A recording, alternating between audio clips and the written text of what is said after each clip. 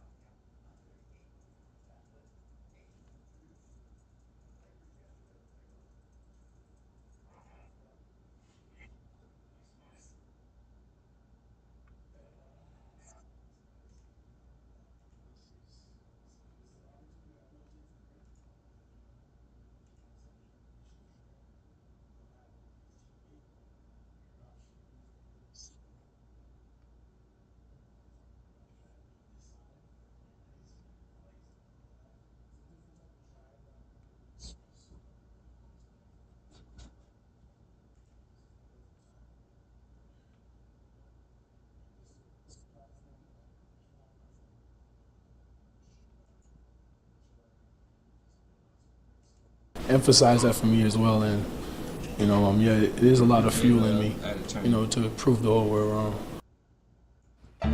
That suit game was strong yesterday. It was. Andre Ayton, wasn't it? All right, lucky for us, we also have a former #1 overall pick here to take a look at what's going on in LA with the Lakers, Chiney Ogwumike. So, Chiney, how do you see Ayton kind of rounding out with the Lakers? Let me talk nerdy to you. The Lakers have their long-awaited center at the center position.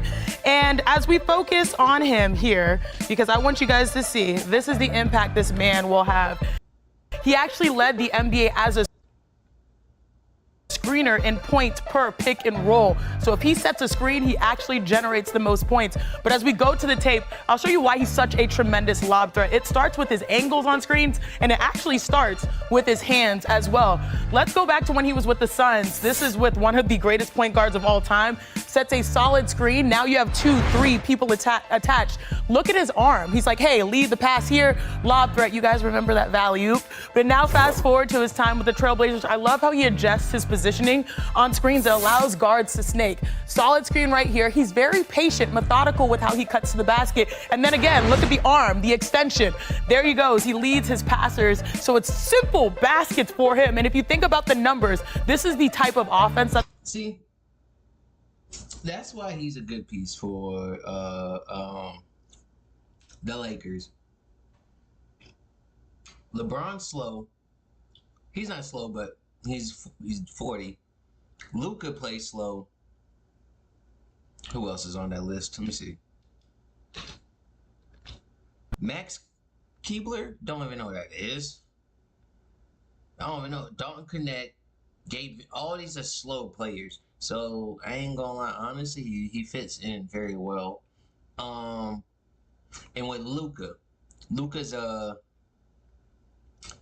wait till there's 5 seconds left to pass it. If then.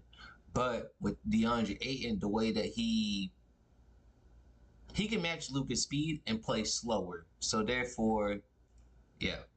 The Lakers want to hold down. Ayton actually if you think, let's get our graphic up here. I'm not sure if we have the graphic. But if you think about Luka Doncic and LeBron James, Luka Doncic, here it is. He's second in the NBA since he entered the league when it comes to points off of lobs, generating those lobs and those assists. And then also LeBron James is fifth in that category. So if there's one player that is perfectly tailored to be the guy that they need, especially with these two stars offensively, these guys, future Hall of Famers, it's DeAndre Ayton. But he will have to bring his A game, Ayton and his A game. All right, Chiney, awesome stuff as always. Let's welcome in ESPN NBA reporter covering the Los Angeles Lakers, our guy Dave McMenamin. So, Dave, we've seen DeAndre Ayton go from franchise cornerstone as the #1 pick to somewhat relative obscurity in Portland. What are you hearing or assessing about his fit with the Lakers? I'm not settled on it. Yeah, DeAndre said it, George, at his introductory press conference. He said, when you're not on a winner in this league, you're forgotten about. And certainly this is an opportunity for DeAndre to reestablish who he was, the promise of being that #1 pick who was a key cog on a Phoenix Suns team that was 2 wins away from the championship, on a Suns team that followed up that season by winning 64 games and getting the #1 overall seed in the NBA. Obviously, the Suns gave up on that player for a variety of reasons, and over the last couple of years, only 57 wins combined with the Blazers in his time there in Portland. He sees this as a chance to get back on the trajectory of being someone who's known for the 16 points, almost 60% from the field, 10 rebounds a game.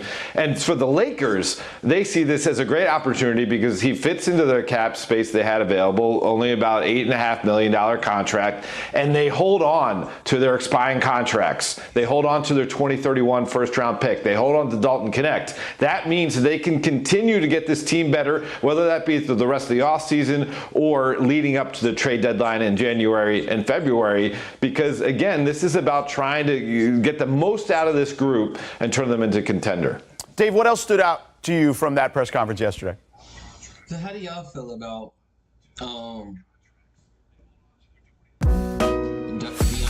Copilot, write talking points based on the product overview document. Well, it was not just DeAndre Ayton coming and joining the Lakers. It was Jake LaRavia. See, and that's another thing I was saying. Like with DeAndre Ayton, he can give you 10-10, and that's cool.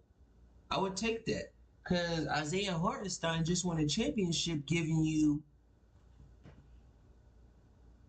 What he averaged this series, like the whole playoff run, Isaiah Hartenstein only averaged like 4 and 9.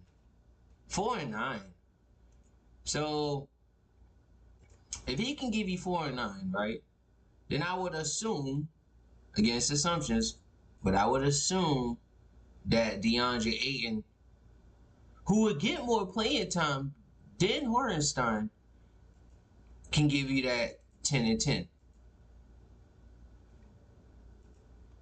And several instances, both of those guys mentioned LeBron and Luka. It was almost a given,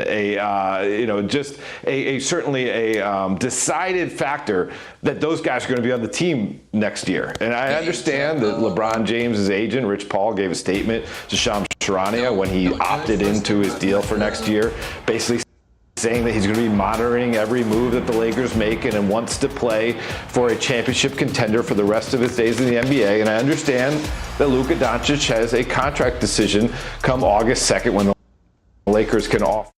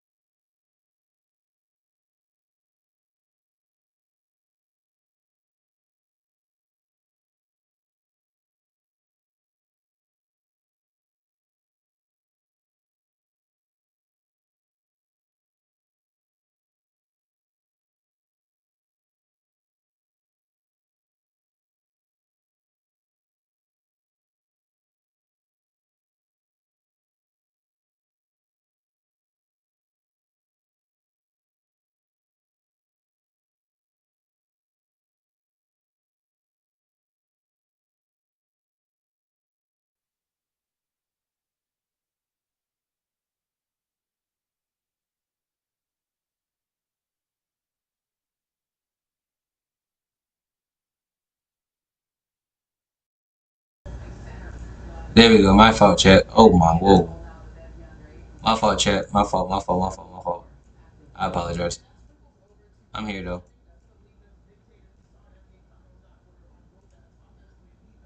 Is what dictated those types of matchups. So I think if finding the way to compete, especially with their young talent, surrounded by Luka, who knows he likes to walk it up, and LeBron, who's more methodical, figuring out that offense. We have 1 year under the belt of JJ Redick. I think he's gonna.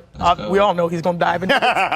He's gonna dive into the thing. He's been there. Yeah. But I do think that this is going to be. We already had the big trade. People acclimated. We got enough on tape. Now let's see how we can actually compete.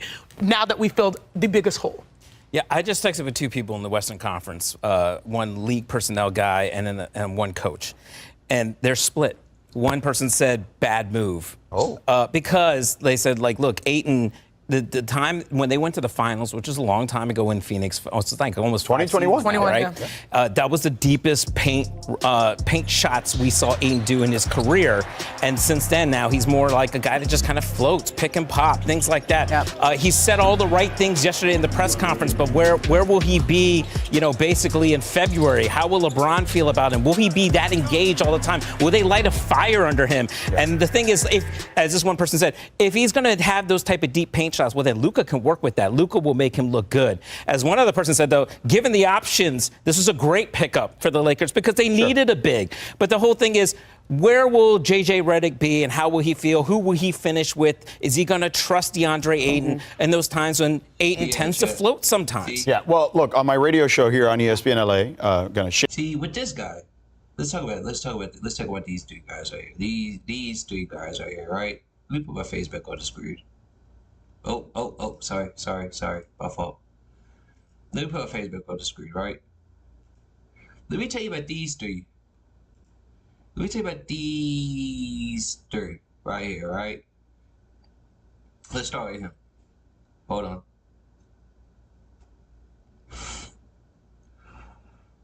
Great player. But there's a reason you got traded. Okay?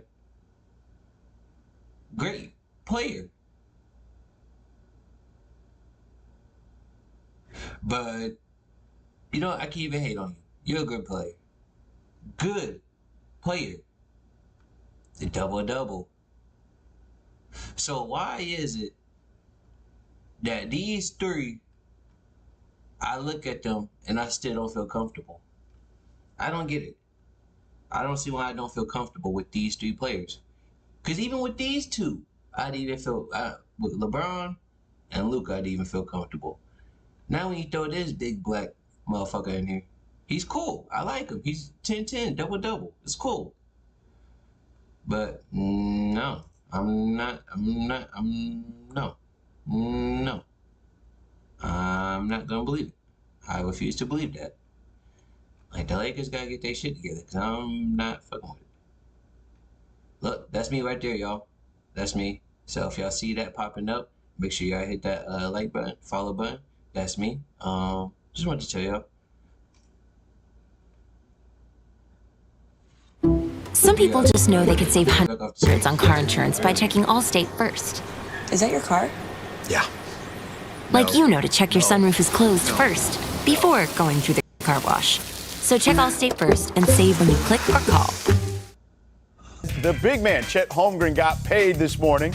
Holmgren agreed to a fully guaranteed rookie max extension worth a projected $239 million, which could be worth as much as $250 million. Oh, my goodness. This deal does not include a player option, by the way, and that's after SGA already signed his 4-year Supermax deal worth a projected $285 million. The MVP's contract, which starts in 2 years, is worth over $71 million a season, the largest average annual value in NBA history. The Thunder have now committed a projected $524 million in extensions to keep SGA and Chet in OKC through the 30-31 season. Next on their Hold on. Let's keep it a stack, right? Let's keep it a stack. Do we, as a community, see Chet, SGA going to the finals again next year? In the next 2 years? In the next 2 years, do you see OKC back in the finals? Yes or no question. It's time for me to decide. It's up to you. Now, with that being said, they're not going back to the finals next year. This finals, like 2026 finals, they're not coming back. I can guarantee that they're not going back to the finals. I can always guarantee that they're not going back to the finals, and I'm gonna tell you why. Right? Hold on. I want y'all to look me in my face when I say this. I'm gonna tell you why they're not going back to the finals. Because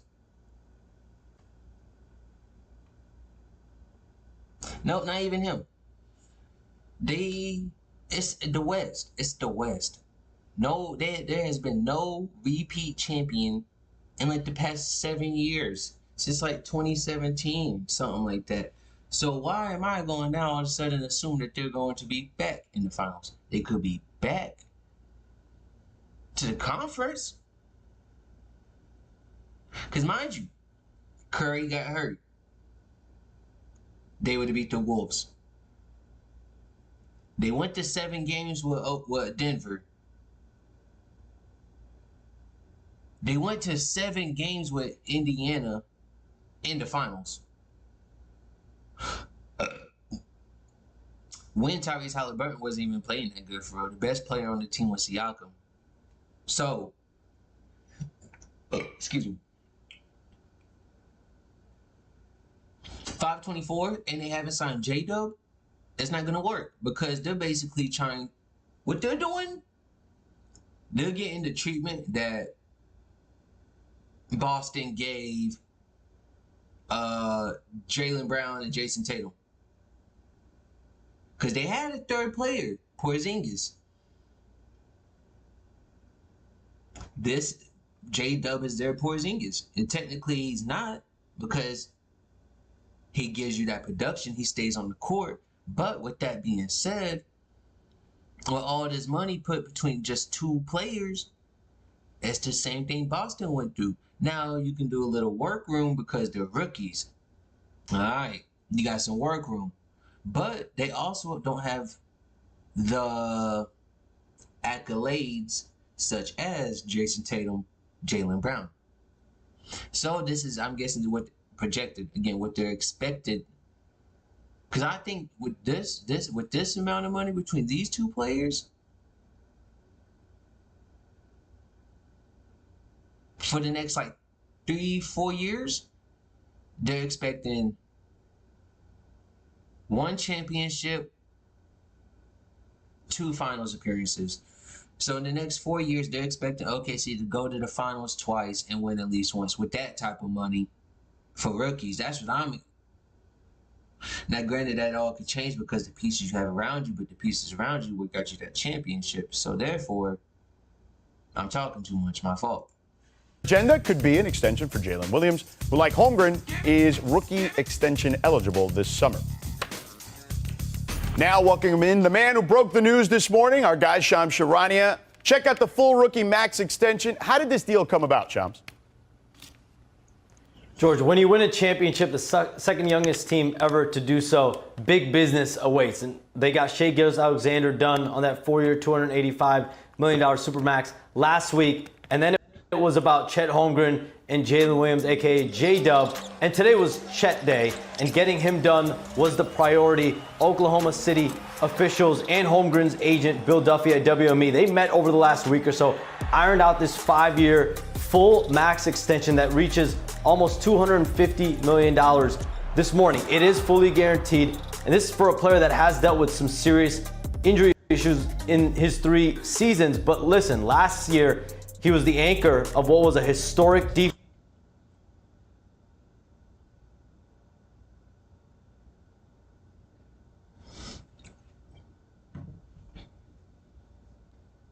See, Chet, I could see this pay because I think this is Chet's 3rd year.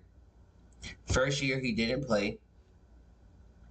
The next year after that, I think he played all 81, 82 games. I think he played 81, 82 games. This past year, they just won, year 3. He missed the first little bit due to a hip injury. And I think he might have had an ankle injury too, maybe. And he won a championship. He's the big man. He plays the big. He can shoot. He could dribble. He could pass. He could finish at the rim. He could pull up.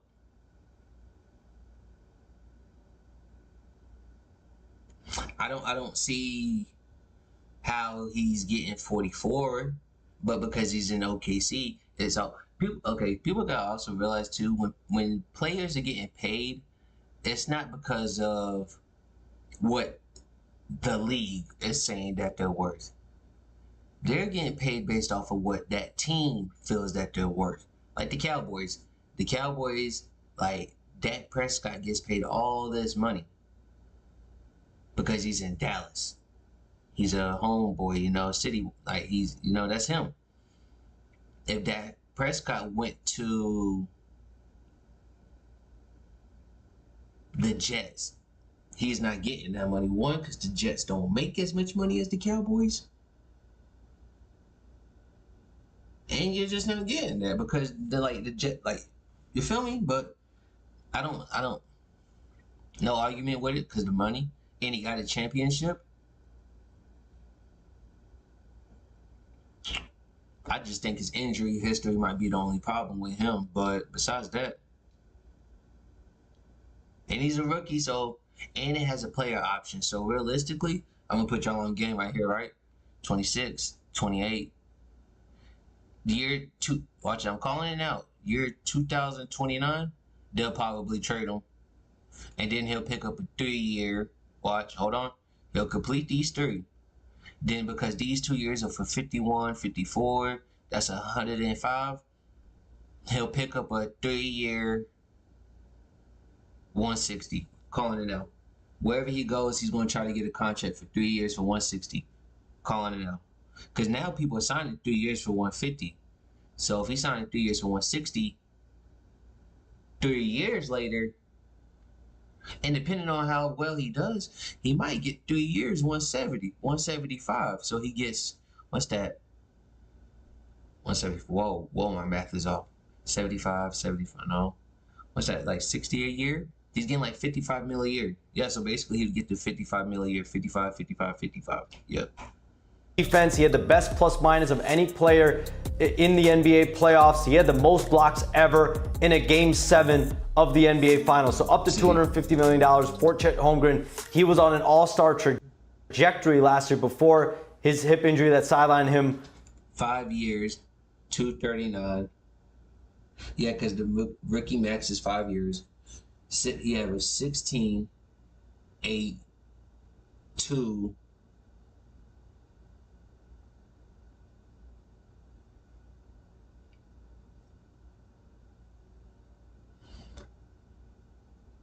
It's the blocks. He's getting paid for that defense. He's getting paid for the defense. And then the points. He gives you a 15. And 15, he's giving you 16, which is realistically 14 because of free throws, which is realistically only 12. So he really only averages maybe 12 points, 5 free throws if you want to get technical. Excuse me. But Chet shoots threes. So I know he averages at least a 3 ball in there. And them 16 points, he probably has 3 of those points off of a 3. Realistically, if you want to keep it a stat. The blocks per game, fourth quarter blocks. He has a lot of fourth quarter blocks. So that's understandable. Fourth quarter clutch blocks, understandable. Rebounds, 8 rebounds. 2 rebounds a quarter, and he rotates because he doesn't play the rebound big. If imagine he averaged like, because what's that, almost 8? That's almost a double-double. If he averaged like 8.5, it would look better, but there's realistically no difference. But if it said like 8.5 rebound per game, plus the 2.5, not 2.3, the 2.5 blocks. Okay. I mean, I like Chet. He might be one of my favorite. He's like one of my favorite players in the league right now. Because I watched him since high school. It's crazy I could say that being 23. Weird. For 3 months. So he's committed. Shai Gilgeous-Alexander's committed. Jalen Williams next up at some point here. But Chet Holmgren, like Shai Gilgeous-Alexander last week, they have the very important attribute of commitment to this Thunder organization moving forward. All right, you kind of alluded to it there with Jalen Williams, but what else does OKC potentially now have to look forward to in regards to the foreseeable future about locking up this roster or making roster moves? We are not a traditional cafe. We're completely We don't do it over here. unconventional. And my Wix website really has to capture the same magic. George, I'm told now the Thunder are going to fully focus on finishing up Jalen Williams, their all-NBA star guard forward, fully focused on finishing up his extension. There is momentum in those conversations with the Thunder between both sides. There's been positive talks, and both sides are aligned on where those negotiations are going. But big picture, the Thunder will be entering the 2025-26 season as a non-luxury tax team for the 3rd straight season. It's very unique in today's NBA to be competing for a championship year in and year out, but it goes to the fact that they have this young core that is just now entering this max extension era for them. That's one thing, because all of them are homegrown except for SGA. So really, 2 of your 3-star players. Okay. See?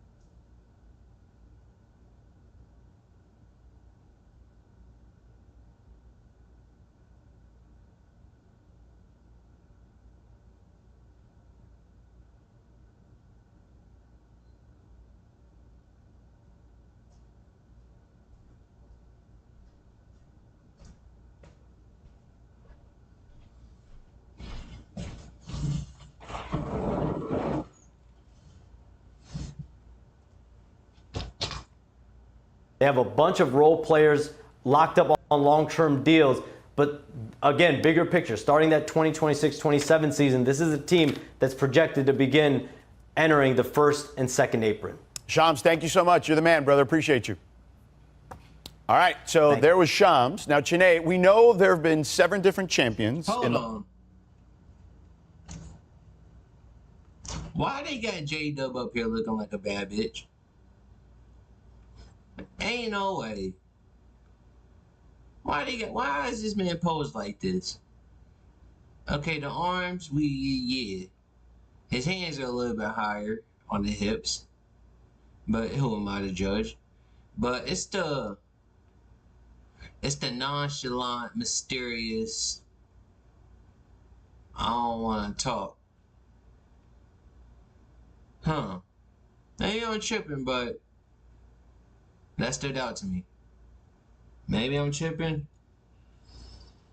No, I don't think I am, but the last 7 seasons. But when you look at this Thunder team, okay, are they more equipped than any other team to be a potential dynasty?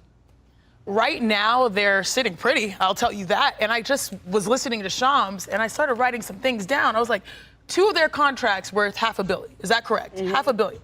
Sam Presti, obviously maneuvering this, they're still under the luxury tax. And their big 3, 27 years or younger, a number of them all NBA. Yep. This is wild level of finesse in the NBA. And, you know, if there's one team that is positioned for destined for greatness, it is this squad. But there's one big caveat, okay? It's the fact that when you grow over the next few years, as these guys continue to be dominant, it's going to be that much harder, especially when those numbers hit the books, to retain the supporting cast. Right. The Carusos, the Hartensteins, you know, the Dorts. That to me is the question mark. But they do have 50-11.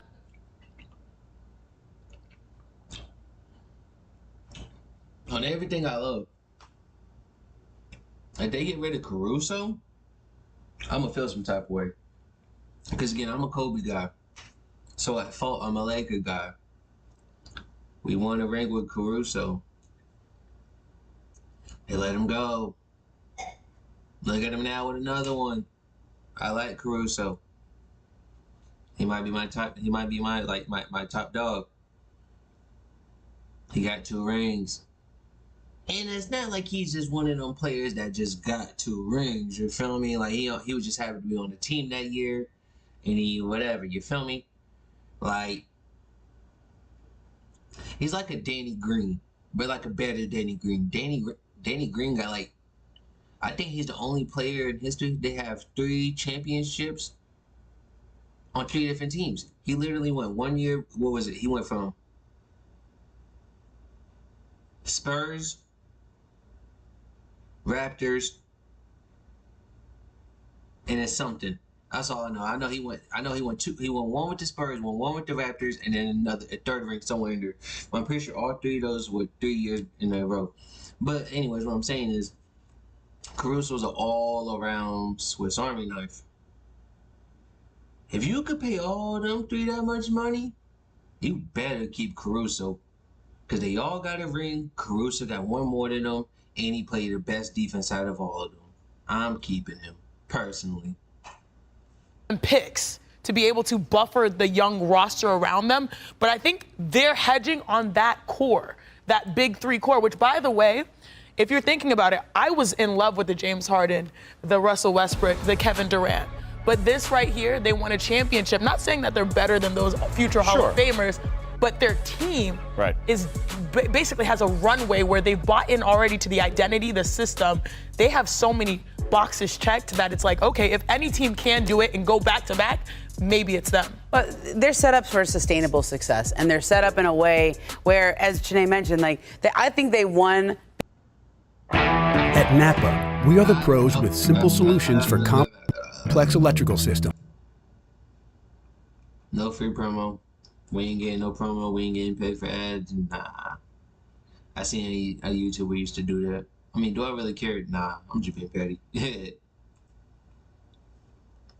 Because of their cast, because of the supporting cast, because of their depth. They just outlasted everybody. They had the most talent, and they outlasted everyone. And I think as we go forward, okay, Hartenstein might become a luxury. Well, guess what? You have Jalen Williams behind him, and then you have Sorber, who you just drafted, and then you have Brandon Carlson, who you just did. I mean, Cason Wallace is right there, already getting big minutes. Dort, you right? know? I mean, they just Cason have Wallace. the second wave right behind that first wave, and as you mentioned, Shea's extension doesn't kick in for 2 more years.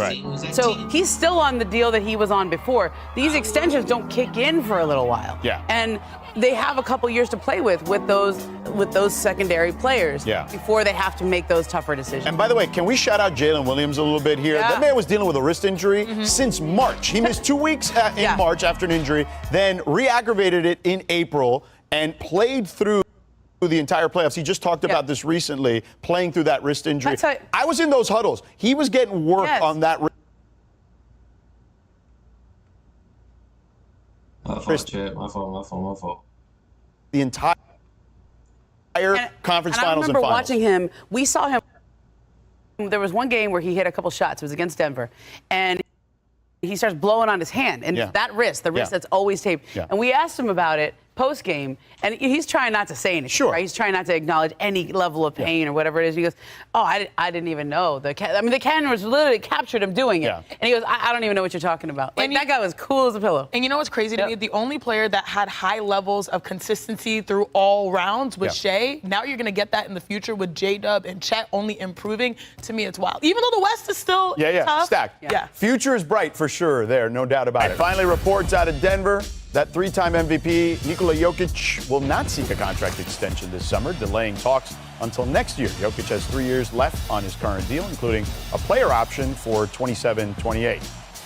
Om Young-Masuk reported on this story yesterday and joins us now here. So, Omi, walk us through this contract scenario with Jokic, and should Denver fans have any cause for concern here? Yeah, and talking to people around the league, and including people from the Nuggets, there's zero concern about this being something like Nikola Jokic left the door open for other teams. This was expected because next year he could sign for a fourth year up to maybe as much as close to $80 million more.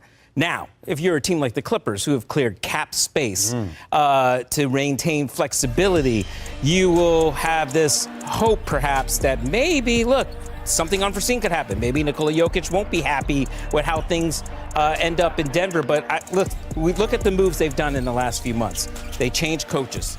From Michael Malone to Adelman. Adelman gave Jokic more of a voice in those huddles. You saw him being active there. They changed GMs. They went and swapped Michael Porter Jr. for Cam Johnson. They went and got Tim Hardaway Jr. They brought back Bruce Brown, a guy they loved in the locker room, helped them win the title. All of these moves, and Valanciunas, who they still is trending in the right direction. They believe, they're holding him to play next season to be his backup. These are all moves they're doing to make Jokic happy. And by all indications, the Denver Nuggets are not concerned about this at all, that they expected him to wait until next summer. All right, so Jokic could be a free agent as early as 2027. And Ramona, Ohm mentioned the Clippers, but there are a number of teams that are trying to look at space for 2027. How do you see this kind of all shaking out with some of these teams? I mean, I see the Clippers, and they've got spot for 2 max players in a couple of years. The Lakers are hoarding cap space. Like, in this era, we all just got done covering free agency, and free agency is mostly done by the time we get to July 1st because you can negotiate with your own player if they haven't signed an extension yet, or if you can the day after the finals end, right? And I don't know what they're holding this cap space for. Like, I like the idea. If this was 2015, I like the idea of even 16. That cap space could actually lead to landing another superstar. You know what it is, Ramona? I talked to someone today who said it's no longer about free agency anymore and waiting for a free agent to become available and you keep that cap space. Players sign the extensions, get paid, get their money, and then if they want to move, they force a trade. And I think that's where having the space to absorb the contract, only but also having manageable contracts that you can trade. Several role players that might be attractive on decent, and then you add in the picks. And if you don't have the assets and picks, you find 5 teams to come in the deal to work something. Because wait. NBA record 17. Right. Because here's the thing. Like, I know a lot of people certainly were stunned by the way the Doncic trade went down because of the lack of assets and traded from a draft capital perspective. But the Mavs still got Anthony Davis. Like, you still need one of those kinds of guys, an all-star caliber player, to fetch yourself potentially a Jokic or whoever could be available, another star player. I suppose you can use your cap space to acquire those type of assets that you would use in a trade like that. But you see that list and we all go, oh, wow, they could all be free. They're not really going to get to free agents. No. They're probably going to do extensions. And that's one of the things in this new CBA. And we saw this last year with De'Aaron Fox, where we kind of expected him to sign that. When he didn't do it, it left the Kings in a position where you got your answer a little too early. Like, maybe you don't want to know if he's gonna extend with you early, because then you have to trade him if he's not going to extend with you. And we're going to see that in a couple of weeks when Luka Doncic has this question for the Lakers in the start of August. Right. He can do that extension. If he doesn't do that, now you have your answer. Right. All bets are off. All bets are off. Yeah. And by the way, Giannis could also be a free agent in 2027 as well. Oh, yes. You know what? When I think about Nikola Jokic and the Denver Nuggets, I like the moves they made. I do think that the same way that we talked about the Lakers running into the Nuggets ran into the best defense in the NBA, the Oklahoma City Thunder, and that changed the outlook of how successful their season was. So now if they're able to avoid a team like that, a buzzsaw, then maybe you'll look and see, like, okay, we are still championship caliber and competitive, because right now, that man is the toughest guard in basketball. No doubt. Positionless, when you think about it. So that's where I'm at. Like, as long as he's happy, the pieces are around for them to get better and to compete. And as long as you avoid maybe some of the stiffest competition in the West, then they're in pretty good position. Well, and he's become more vocal in the huddles we've all seen. Yeah. Maybe, I don't know, this is reckless speculation, maybe he's become more vocal behind the scenes too. Yeah, well, and look, and to Ramona's point, if you are a conspiracy theorist or somebody who has wishful thinking, if Luka Doncic does not sign an extension, who is Luka Doncic very close to? Oh, Jokic. Nikola Jokic. Yeah. Oh.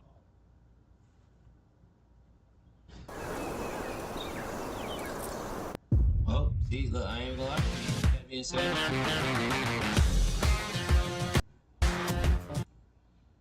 no lie. Hold on. No lie. And I mean no lie. No lie. See, look, my posture look crazy. Alright, my fault, y'all. But like, no lie. Like, no, seriously though. Jokic, and I was thinking his English anyways, Luka and Jokic will play together by 2030. In the next 5 years, them two are gonna play together because they both got like the same slow pace game. Excuse me. Jokic gonna give you a triple-double. Might even be a higher triple-double, like less points, more rebounds and assists because Luka. Like I could see Luka averaging like 25, 7-6, 7 rebounds, 6 assists, and then Jokic averaging like 20, 12, 11, 20, 12, 11 with a guy that averages 25, 7, and 6. That's 50 points between them two, and then another, what's that, 6 assists, plus with 12, what 11 assists? Excuse me, that's 17. You times that as 2, that's, what's that, 30, 34? 34? Am I tripping? 27, then you add the 7, it's 34. Yeah, 34. 34 plus 50, that's 84 points from 2 players. Jokic is coming to LA. Send Jokic to LA. Thank you. Oh, I love it. Reckless speculation. That's what we do here in the summer. Bobby, thank you for joining us, man. First off, congrats on the new deal. You just re-signed with the Bucks this offseason on a 3-year deal. What made you want to continue your journey in Milwaukee? Man, first off, man, appreciate y'all for having me on the show, man. Y'all haven't invited me in so long, man. I didn't think y'all like me, I didn't think y'all like me no more. Then I can't come on. We love you, Bobby. We love you, man. We love you, Bobby. You guys for a few minutes, man. No, I'm just playing, man. But man, just the atmosphere, man, just the culture, man. Just being in Milwaukee kind of helped shape and make my career, man. You know, starting off my career kind of rocky. Going to 3 stops, played with the Bulls for 4 years, played with, it's the Wizards for like 2 months. Nobody really talks about that stint. Played with the Knicks for half a season, and then finally finding a home in Milwaukee where it's comfortable playing basketball. Obviously, it's a winning culture, winning team. We're always in the playoffs, always have a chance to win a championship. Playing with great players, have a chance to, build a legacy there. All those things kind of just hit home. Bro, I said this. And I was talking to my pops about it, bro.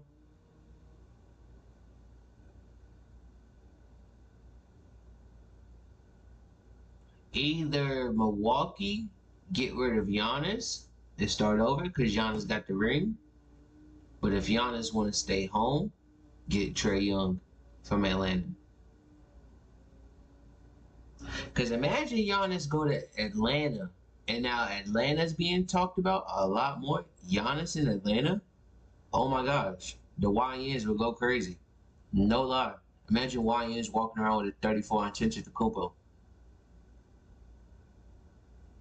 Alright then.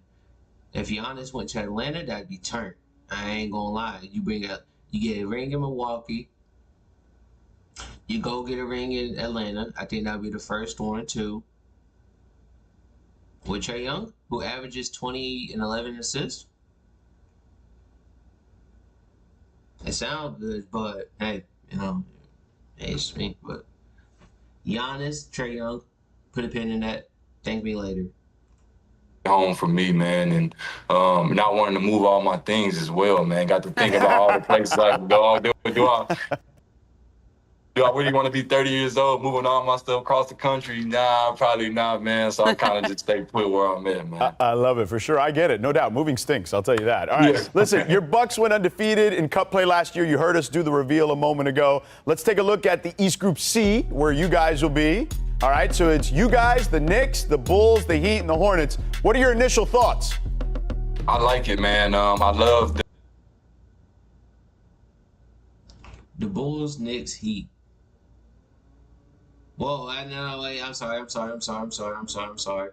The Bulls, the Bucks, the Knicks.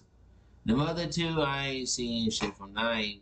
The whole NBA Cup thing, only because, man, you know, it's the you know, when guys score at the end of the game, guys get mad. Yeah. Remember that little thing they had a thing? Now it's about point spread. It's like I played in USA ball in 2023, and Coach Kirby just talking about winning by as many points. Don't get comfortable. Winning by as many points takes you to like a European type style, right? Winning by you know, it's a total amount of points matter, and all those things. So it keeps you locked in. It keeps you, gives you a early incentive throughout the season. So I love it. I love our group. It's going to be tough, obviously, in these type of settings. You know, any team can make it. So every team feels like they have a chance to win. So that's what makes the Cup so good, and it's fun to play in, man. And it's fun winning $500K. I can't sit here and act like that it's not fun just seeing $500K just show up too. So I gotta throw that out there. Yeah, no doubt. That bag it matters. There's no doubt, especially for those young guys who don't make a lot of money, for sure. So, all right. Well, listen, you guys made a big splash. Speaking of money, in free agency, signing longtime Indiana Pacers big man Miles Turner. Look, there was a little bit of a rivalry brewing between the Bucks and Pacers these past couple. It's still a rivalry, man. It's still a rivalry. It's not going nowhere. It's not going nowhere. Okay. That's part of the reason why I want to play with the Bucks still, man. I want to still play against those guys, man. I like playing against the Pacers, man. That's not no secret, man. We don't like them, they don't like us. Ain't no secret. Okay, I love it. I love it. It's still a rivalry. But how does Miles fit in now, considering now he's switched sides? I mean, sure. I talked to him the other day, man, on the phone. I finally broke down and called him. I called him twice. And he ain't pick up, right? So I texted him, I sent him a little text message. I'm like, hey man, I'm just BP, man, just checking in, seeing how everything's going. Call me. You know what I'm saying? Call me, and I'm like, hey bro, like NBA is kind of crazy how this whole thing kind of shapes and, you know, turns around. Me and Miles are actually in the same draft too, 2015. So shout out to my 2015 class too. Gotta give us some love, man. We still got about 15, 16 guys bumping in the league, man. All right, no doubt about that. Shout out to the class of 2015. You also played with Dame Lillard the past 2 seasons, who was recently bought out, obviously dealing with a tough injury. What did he bring to the Bucks in your time there, and how do you guys look to try to replace him in any way you can? Man, Damian Lillard, man, I can't say, you know. Thanks to Restore, Primetime is back. This is my time. I didn't want to be bald any longer. If you're daydreaming about having more hair, this. You know what I'm saying? Too much about him, man. He's just, you know, just one of the realest teammates I ever had. Just being around him just made me better. You know, he's a, you know, selfless guy, gives himself up for the betterment of the team, leader. You know, just to play through all the things he played through this year. You know, the calf injury, had blood clots, come back and play. Even sent us a text message, you know, before the playoffs, you know, while the playoffs were starting. And we had lost the first 2 games. And then after the 3rd game, he said he going to give it a go. He going to just telling us first and foremost in the day, he going to put his body on the line for us out there. So, you know, I can't say too much about him, man. That's one of my favorite teammates I ever had. My 2 favorite point guards in the league I ever had was Rajon Rondo and now Damian Lillard. So he definitely my guy, man. I always try to get cool with my point guard because I like the ball too. So you know that. Yeah. You know that. You know how to do it. You know how it works. All right, now let me ask you about you and Giannis. The last 2 players left from that 21 title team. Giannis has said he wants to win another championship in Milwaukee. Why does that partnership with you and Giannis work so well? Man, I just think it's just around 34, man. You got to have, you know, spacers, right? You got to have guys that can space the floor. You got to have guys that can open up driving lanes for him. When you play with him, man, like, you know, you might watch on TV, just watch the things that he does, but we kind of give ourselves up to let him be, you know, who he is, man. Sprinting to the corner, getting deep corner, let him get his drives and things, whatever it is. But it's fun playing with him, and then, man, just his selflessness that he does, man, giving himself up for the team, putting his body on line each and every day.